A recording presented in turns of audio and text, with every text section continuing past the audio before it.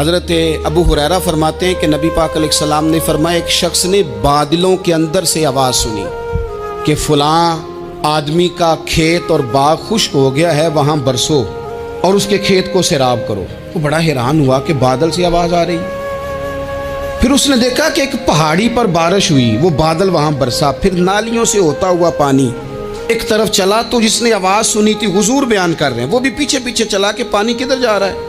اس نے جا کے دیکھا کہ ایک مقام پہ ایک باغ کو وہ پانی لگ رہا ہے اور ایک آدمی وہ پانی لگا رہا ہے۔ اس نے اس سے پوچھا تیرا نام کیا ہے؟ اس نے کہا کیوں؟ کہنے لگا بتا نا۔ اس نے نام بتایا تو کہنے لگا یہی تو وہ نام ہے جو میں نے بادلوں کے اندر سے سنا ہے کہ فلاں کے کھیت کو پانی دے دو۔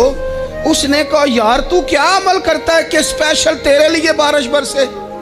یہ بخاری پڑھ رہا ہوں، سیاستہ سے حدیث عرض کر رہا ہوں۔ اس سے پوچھا تو کیا کام کرتا ہے کہ جناب اللہ تبارک و تعالیٰ کا حکم کرم آیا کہ خاص تیرے لیے پانی برسے اور تیرے کھیت کو سیراب کرے؟ تو اس نے کہا چھوٹا ذمہ دار ہوں، پر جب فصل اگتی ہے تو 3 حصے کرتا ہوں۔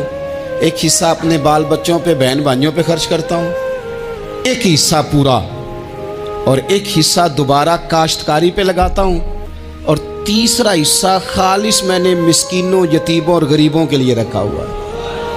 وہ جو تیسرا حصہ، اللہ کرے آپ سمجھیں، وہ رب کے بندوں پہ تیسرا حصہ خرچ کرتا ہے نا، تو کریم مالک نے فرمایا جہاں سے غریب کا حصہ جاتا ہے وہ کھیت خشک نہیں رہنا چاہیے، وہ جہاں سے مسکین روٹی کھاتے ہیں وہ خشک نہ رہے، جہاں سے یتیموں کو کچھ آتا ہے کہیں اس کی فصل رہ نہ جائے۔